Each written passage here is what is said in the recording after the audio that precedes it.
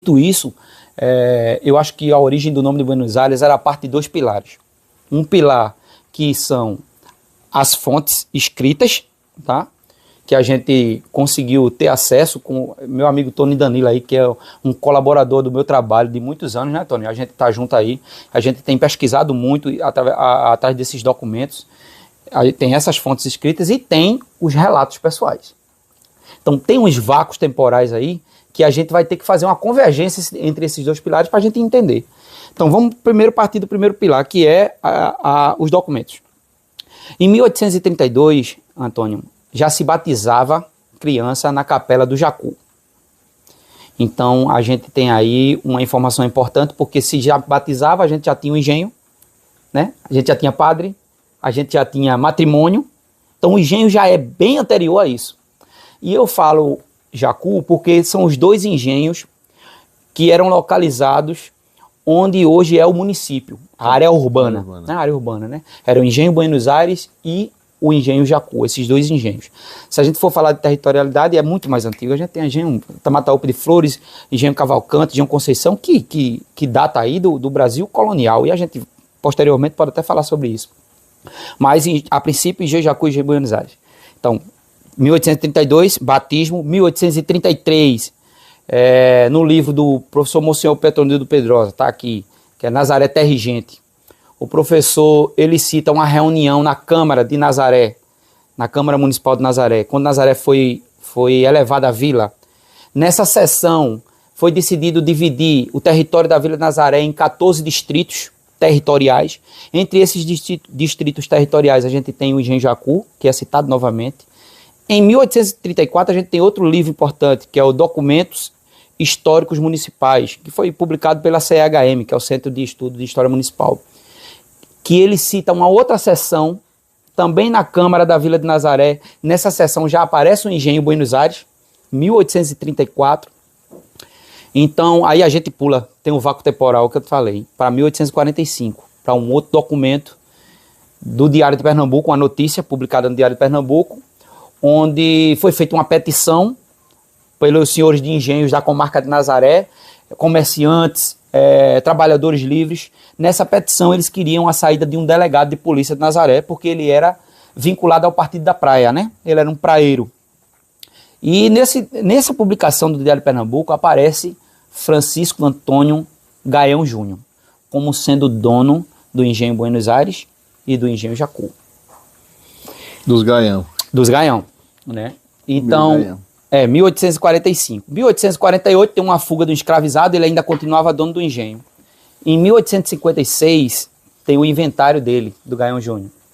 No inventário aparece a divisão que até agora, no momento, para mim, é a primeira vez que esses engenhos foram divididos, separados. Porque é o primeiro documento que eu tenho que mostra isso. Uhum. Nessa divisão ele doa, né, o Engenho Buenos Aires a alguns herdeiros e o Engenho Jacu para outros herdeiros. E aí já começa o desmembramento dos relatos populares, né? Porque se acredita aqui na cidade que o Engenho Buenos Aires surgiu a partir do Engenho Jacu. Uhum. Tinha o Engenho Jacu, e aí Buenos Aires, do Engenho Jacu nasceu Buenos Aires e Jacu deixou de existir. E isso é um fato que não aconteceu. Porque os documentos mostram a gente que existia simultaneamente esses 2 engenhos até o século XX. Então, como é que a gente chegou no nome Buenos Aires, né? E aí a gente vai passar para os relatos populares. Eu falei dos documentos, a gente vai para o segundo pilar agora, para a gente entender isso. Toda a história da cidade, ela foi contada a partir de uma carta. Um único documento que foi deixada por Antônio Gomes Pereira Júnior, né?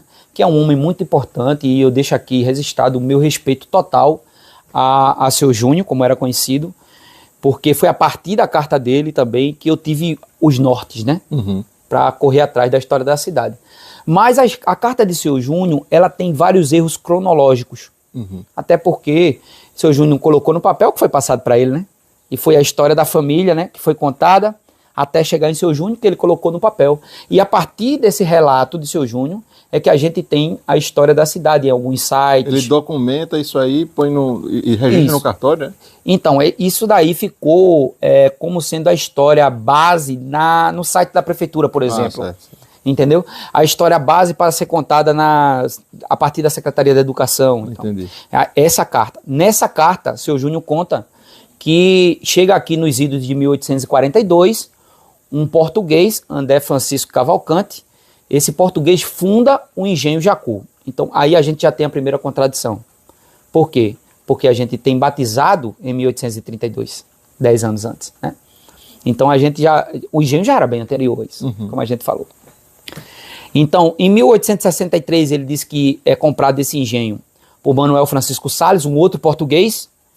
Esse português vende, então, para o primeiro Araújo Pereira. Araújo Pereira é a família raiz, né? A família que fundou a Vila Buenos Aires, não o Engenho Buenos Aires, mas a Vila Buenos Aires, o povoado de Buenos Aires, foi fundado pela família Araújo Pereira, e a gente pode até falar desse tronco familiar, de onde vieram, quem são e como vieram parar aqui posteriormente. Mas, a princípio, o Manuel Urbano, segundo Seu Júnior, ele compra o engenho, né, de Manuel Francisco Salles, o Engenho Jacu ainda, em 1879, certo? E aqui nesse engenho ele recebe um padre, que é o padre Manuel Gonçalves da Silva. Esse padre Manuel Gonçalves da Silva, ele vai morar na Casa Grande, ele veio da freguesia de Vicência, se instala na Casa Grande do Engenho, porque a dona Delfina, né, dona Delfina Maria da Conceição, que era a esposa de Manuel Urbano, era muito católica, era uma mulher muito devota, e tem uma ligação dela, uma promessa dela com a festa da cidade. Muito interessante essa história também, dessa promessa que ela fez, né? E aí o padre Manuel Gonçalves da Silva, ele chega, mora na Casa Grande, e ele nota o clima, né? O clima do engenho. E diz, por que não muda o nome do engenho para Bons Ares, né? Porque aqui o clima é muito bom, o vento é muito bom. E assim o Manuel Urbano acata a decisão, a escolha do padre, e coloca o nome Buenos Aires. Esse relato popular é o que a gente tem para explicar a origem do nome. Porém, veja bem, se Manuel Urbano comprou o engenho em 1879, como Gaião Júnior era dono do engenho em 1850? E já era Buenos Aires. E já era Buenos Aires. E o nome era Buenos Aires, não era Bons Aires? Não, Buenos Aires. Buenos Aires é uma expressão espanhola que significa bons ares, sim, né? Sim. Eu acho que por isso a sugestão do padre, né? Então, isso